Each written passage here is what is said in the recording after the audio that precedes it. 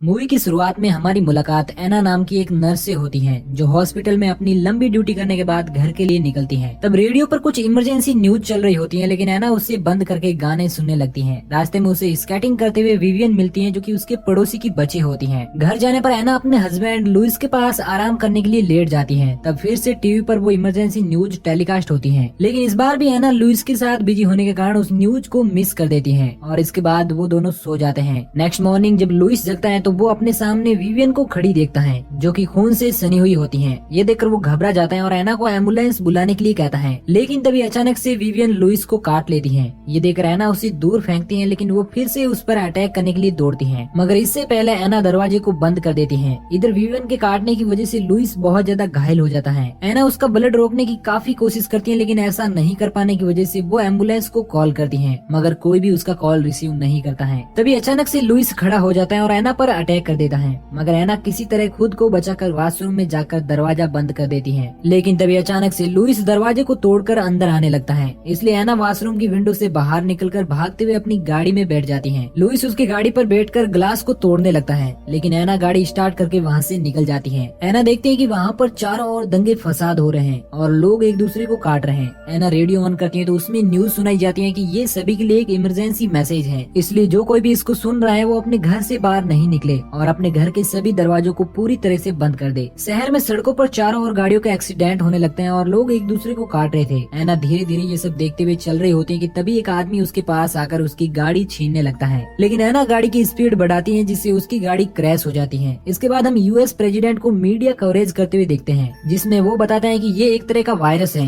जो लोगों के दिमाग पर असर कर उन्हें भड़काऊ बनाता है। अभी तक हमें इसकी कोई जानकारी नहीं है कि ये वायरस आगे कैसे फैलता है, इसलिए आप सबको सलाह दी जाती है कि अपने घरों से बाहर नहीं निकले। इसके बाद हम एना को देखते हैं जिसको होश आता है तो वो अपनी गाड़ी से बाहर निकलती है, लेकिन तभी कोई उस पर गन तान देता है और वो एक पुलिस ऑफिसर कैनेथ होता है। एना उसके साथ हो जाती है और वो दोनों चलते हुए एक ब्रिज के नीचे पहुंचते हैं। तभी कोई उन पर गोलियां चलाने लगता है और वो उनके सामने ही खड़े कुछ लोग होते हैं, लेकिन जब उन्हें पता चलता है कि वो भी जिंदा इंसान है तो वो अपनी गन नीचे कर देते हैं। इसके बाद कैनेथ आगे जाने लगता है, लेकिन उनमें से माइकल नाम का आदमी उससे कहता है कि हम लोग उसी दिशा से आ रहे हैं, वहाँ पर पहले से ही माहौल खराब है, इसलिए तुम्हें वहाँ पर नहीं जाना चाहिए। ये कहकर वो तीनों मॉल की ओर निकल जाते हैं, इसलिए कैनेथ और एना भी उनके पीछे चले जाते हैं। अब वो सभी दरवाजे तोड़कर मॉल के अंदर जाते हैं और सावधानी से आगे बढ़ते हैं। जिसके बाद कैनेथ, एना और एंड्रे की वाइफ लूडा के साथ वहीं पर रुकता है और वो दोनों सभी दरवाजों को चेक करने के लिए जाते हैं, जहाँ पर माइकल को एक दरवाजे के पीछे किसी के होने का एहसास होता है और जब वो दरवाजा खोलता है तो वहाँ पर ज़ॉम्बी होता है जो उस पर अटैक कर देता है, लेकिन माइकल किसी तरह उससे बचते हुए एक लकड़ी से उसे मारने में कामयाब हो जाता है। वहीं उसी वक्त पीछे लूडा पर भी एक ज़ॉम्बी अटैक कर देता है, लेकिन कैनेथ उसे बचाता है, इसलिए वो ज़ॉम्बी उसे काटने लगता है, मगर तभी एना कैनेथ की गन से उसे घायल कर कैनेथ को बचा लेती है। इसके बाद वो दोनों भी वहाँ पर आ जाते हैं और वो सभी वहाँ से आगे भागने लगते हैं और भागते हुए एलिवेटर में चले जाते हैं, लेकिन जैसे ही वो लोग ऊपर जाते हैं तो 3 सिक्योरिटी गार्ड उन पर गन तान देते हैं और वो उन्हें वहाँ से वापस चले जाने के लिए कहते हैं, लेकिन एना उनसे कहते हैं कि हमारे साथ एक प्रेग्नेंट लेडी है, इसलिए प्लीज हमें थोड़ी देर के लिए रुकने दो,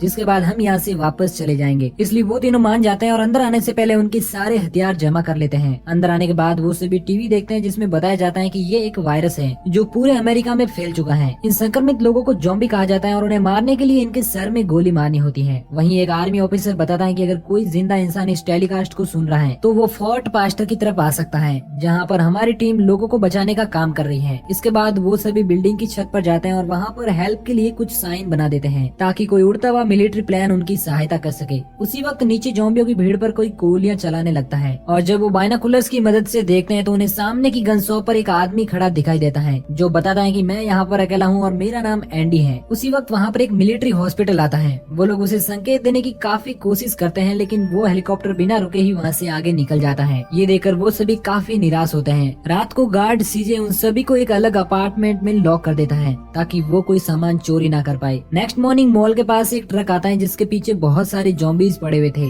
एना सीजे को उस ट्रक में सवार लोगों को मॉल में लाने के लिए कहती है, लेकिन सीजे ऐसा करने से मना कर देता है क्योंकि उसे डर है कि वो लोग इन्फेक्टेड हैं। दरअसल सीजे थोड़ा सा खड़ूस टाइप का आदमी होता है, इसलिए वो उन सब पर गन तान देता है, लेकिन तभी वो सब मिलकर सीजे और बार्ट को पकड़ लेते हैं और उन सभी ट्रक में सवार लोगों को बचाने के लिए माइकल और एंड्रे बाहर जाते हैं और उन सभी को सुरक्षित अंदर ले आते हैं। उस ट्रक में 8 लोग होते हैं जिनका नाम नॉर्मा, स्टीव, टक्कर, मोनिका, ग्लेन, फ्रैंक और उसकी बेटी निकोल होती है। उन लोगों में से एक लेडी बुरी तरह से घायल होती है और साथ ही फ्रैंक को भी उन ज़ॉम्बीज ने काटा था। इसलिए एना उन दोनों का इलाज करने की कोशिश करती है, मगर अभी तक उन्हें इस बात का ज्ञान नहीं होता है कि ये वायरस ज़ॉम्बीज के काटने की वजह से आगे फैलता है। और तभी वो घायल लेडी ज़ॉम्बी बनकर उन पर अटैक कर देती है, लेकिन एना किसी तरह उसे मारने में कामयाब हो जाती है। ये देखकर माइकल फ्रैंक को मारने को डिसाइड करता है, क्योंकि उसे भी ज़ॉम्बीज द्वारा काटा गया था। लेकिन जब वो उसकी मासूम बेटी को देखता है तो ऐसा नहीं कर पाता है। इसलिए फ्रैंक को एक अलग रूम में ले जाया जाता है, जहाँ पर ज़ॉम्बी बनने पर उसे कैनेथ मार देता है। अब इसके बाद वो सभी कई दिन तक मॉल में मस्ती करते हुए वहीं पर रुकते हैं और एक दूसरे के अच्छे दोस्त बन जाते हैं। लेकिन इतने दिनों में किसी को भी लूडा वहाँ पर दिखाई नहीं देती है। तब हमें पता चलता है कि लूडा भी वायरस से इन्फेक्टेड हो चुकी थी और वो अपने बच्चे को जन्म देने वाली है। इसलिए एंड्रे ने उसे एक कमरे में बांध कर रखा था। इधर बाकी लोग डिनर कर रहे थे, तभी अचानक से लाइट्स ऑफ हो जाती हैं। इसलिए कैनेथ, सीजे, माइकल और बार्ट बेसमेंट में जनरेटर चालू करने के लिए जाते हैं। तब उन्हें वहाँ पर एक डॉग मिलता है। उसी वक्त उन सब पर कुछ ज़ॉम्बी अटैक कर देते हैं, इसलिए वो सभी अपनी जान बचाकर वहाँ से वापस भागते हैं। लेकिन बार्ट वहीं पर उन ज़ॉम्बियों का शिकार बन जाता है। वो तीनों किसी तरह ज़ॉम्बियों से लड़ते हुए सुरक्षित वापस लौट जाते हैं। दूसरी ओर हम देखते हैं कि लूडा पूरी तरह से ज़ॉम्बी बन जाती है और अब वो काफी ज्यादा भड़काऊ बन गई है। उसी वक्त नॉर्मा वहाँ पर आ जाती है और वो लूडा को देखकर काफी ज्यादा डर जाती है और उसे शूट कर देती है। ये देखकर एंड्रे नॉर्मा को शूट कर देता है और इस तरह वो दोनों आपस में गोलियां चलाकर मारे जाते हैं। फायरिंग की आवाज सुनकर बाकी सभी लोग वहाँ पर आते हैं तो वो देखते हैं कि लूडा ने एक ज़ॉम्बी बच्चे को जन्म दिया है, इसलिए वो सभी तुरंत उसे मार देते हैं। इसके बाद वो सभी इस जगह को छोड़ने का डिसाइड करते हैं और स्टीव की बोट से मिशिगन आइलैंड पर जाने का फैसला करते हैं। सबसे पहले उन्हें यहाँ से निकलना होगा और इसके लिए वो मॉल की बसों को मॉडिफाई करके तैयार करते हैं। लेकिन तभी उन्हें पता चलता है कि गन रिपेयर एंडी भूख के मारे तड़प रहा है, इसलिए वो सभी अपने डॉगी की मदद से उसके लिए खाना भेजते हैं। डॉगी वहाँ पर आसानी से पहुँच जाता है, लेकिन जब एंडी उसे अंदर बुलाता है तो कुछ ज़ॉम्बी भी विंडो से अंदर घुस जाते हैं। तभी निकोल ट्रक लेकर अपने डॉगी को बचाने के लिए गन शॉप के पास चली जाती है और रेडियो से उन सभी को बताते हैं कि मैंने डॉगी को ढूंढ लिया है। लेकिन तभी कैनेथ देखता है कि छत पर खड़ा एंडी ज़ॉम्बी बनने लगा है, इसलिए वो निकोल को जल्दी से वहाँ से बाहर निकलने के लिए कहते हैं, लेकिन वो बाहर नहीं निकल पाती है। इसलिए माइकल, कैनेथ, सीजे और टकर सीवर लाइन से गन शॉप तक जाते हैं और किसी तरह से उसके अंदर घुसने में कामयाब हो जाते हैं,